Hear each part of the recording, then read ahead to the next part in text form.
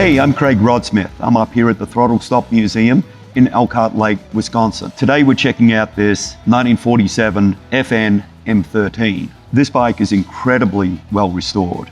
Well, I'm sure a lot of you have never heard of the manufacturer FN. It's quite an old company that goes back to the turn of the beginning of last century, and they continued to make motorcycles up until the early mid-60s.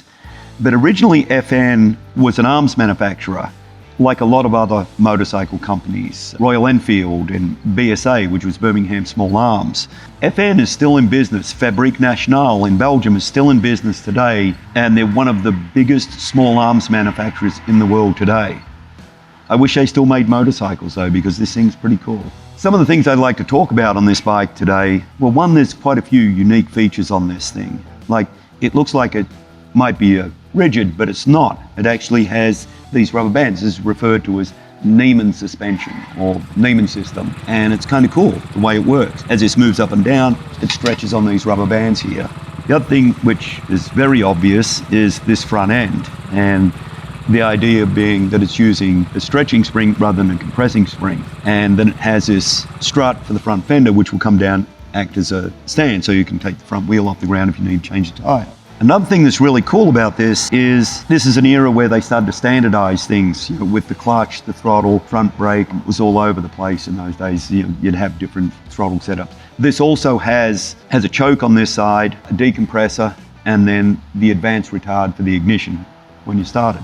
Obviously it's kickstart, so you need things like that to make it easier to start. This is just an incredible restoration of this bike. It's one of the nicest restorations I've ever seen on any bike. Fortunately for Throttlestop, when they got this bike, it was very complete and intact, although it was previously restored, but not such a quality restoration, very old. So before they gave it to Retrospeed, they had something very complete and original to work with.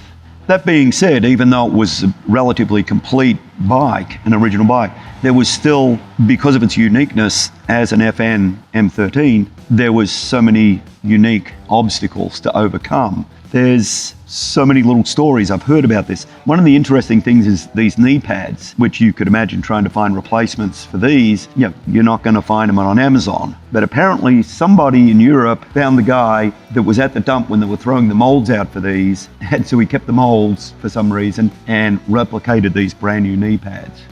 A lot of the original photographs of this were black and white, so to get this blue on the tank correct was a difficult thing. Fortunately, they found someone that knew the right blue, and it's stunningly beautiful. It's interesting how far you can go down the rabbit hole with something like this, and it's just a testimony to the level of restoration.